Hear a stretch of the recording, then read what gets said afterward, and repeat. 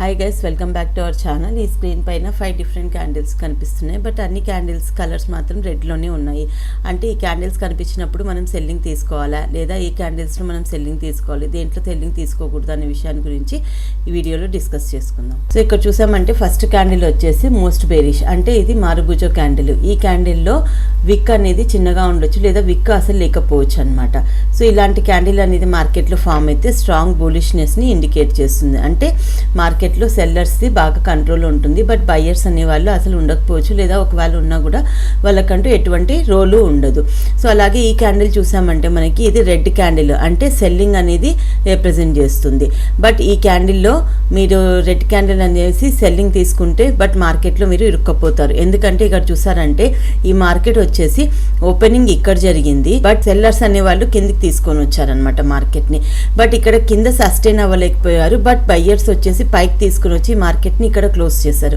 అంటే బయ్యర్స్కి స్ట్రెంగ్త్ ఉంది ఈ కండిషన్లో, సెల్లర్స్ ప్రెజెన్స్ ఉన్నారు కానీ బట్ వాళ్ళకి అంత స్ట్రెంగ్త్ అనేది లేదు. సో ఇలాంటి క్యాండిల్ ఎక్కడ ఫామ్ అయితే మనకి బయింగ్ జరుగుతుంది, ఎక్కడ ఫామ్ అయితే మనకి సెల్లింగ్ జరుగుతుంది అన్న విషయాన్ని మనము డిస్కస్ చేద్దాం. అలాగే ఇన్ బిట్వీన్లో ఏవైతే క్యాండిల్స్ ఉన్నాయో వాటన్నిటి కూడా ప్రతి ఒక్క స్టోరీ అనేది ఉంటుంది. అంటే ప్రతి ఒక్క క్యాండిల్లో దాని షేప్ని బట్టి, అది ఫామ్ అయ్యే విధానాన్ని బట్టి అది ఒక స్టోరీ అనేది, దాని సైకాలజీ అనేది మనకి చెప్తుంది అనమాట.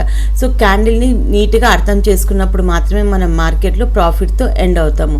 లేకపోతే ప్రతి క్యాండిల్ని జస్ట్ కలర్ చూసి ట్రేడ్ చేస్తే మనం మార్కెట్లో దాని ట్రాప్లో ఇరుక్కపోతాము. సో ఇలాంటి విషయాలన్నింటినీ మనం ఇప్పుడు చార్ట్ ద్వారా డిస్కస్ చేసుకుందాం. ఇది బీపీసీఎల్ డైలీ చార్ట్ అండి. అంటే ఒక్కొక్క చార్ట్ వచ్చేసి ఒక డేని రిప్రజెంట్ చేస్తుంది. సో ఇక్కడ చూసారంటే కంటిన్యూస్ అప్ ట్రెండ్ తర్వాత లాస్ట్లో మనకి ఇక్కడ స్ట్రాంగ్ బేరిష్ క్యాండిల్ అనేది ఫామ్ అయింది. సో ఈ బేరిష్ క్యాండిల్ వచ్చేసి మనకి ఈ ఏం చెప్తుందంటే ఫస్ట్ బయర్స్ అనే వాళ్ళు పైకి తీసుకెళ్లారు, బట్ వాట్ హ్యాపెండ్, బయర్స్ ఇక్కడ సస్టైన్ అవ్వలేకపోయారు. సో కిందికి తీసుకొచ్చి క్లోజ్ చేశారు. సో ఈ క్యాండిల్ తర్వాత చూస్తే మార్కెట్లో హ్యూజ్ సెల్ ఆఫ్ అనేది వచ్చింది. అలాగే ఇక్కడ చూసారంటే ఇది నెక్స్ట్ స్ట్రాంగ్ బేరిష్ క్యాండిల్ అనమాట.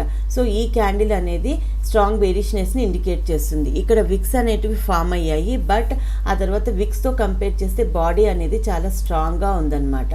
అంటే ఇంత స్ట్రాంగ్ బేరిష్నెస్ అనేది ఉంది కాబట్టి ఆ తర్వాత మార్కెట్లో ఇక్కడ చూడండి అదే పాయింట్ నుంచి మళ్ళీ రీటెస్ట్ చేసి మళ్ళీ డైలీలో మార్కెట్లో స్ట్రాంగ్ సెల్ ఆఫ్ అనేది జరిగింది.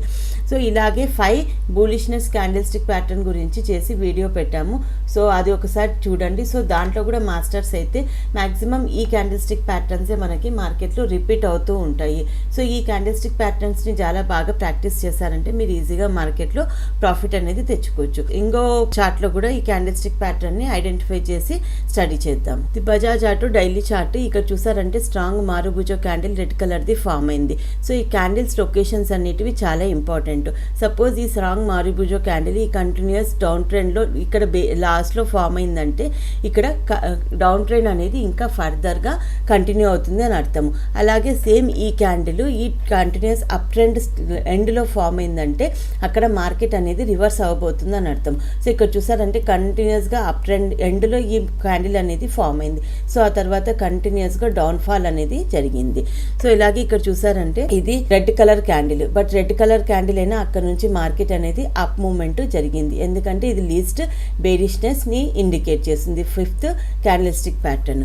అలాగే ఇది ఇన్వర్టెడ్ హ్యామర్. సో ఇలాగా ఈచ్ అండ్ ఎవ్రీ క్యాండిల్కి ఒక స్టోరీ అనేది ఉంటుంది. వాటిని మనము కరెక్ట్గా ఐడెంటిఫై చేసి కరెక్ట్ లొకేషన్లో ఎంట్రీ చేసుకుంటే మనకు ఖచ్చితంగా మార్కెట్లో ప్రాఫిట్ అనేది ఉంటుందన్నమాట. సో ఇలాంటి మరెన్నో వీడియోస్ కోసం please like, share and subscribe to our channel. Thank you.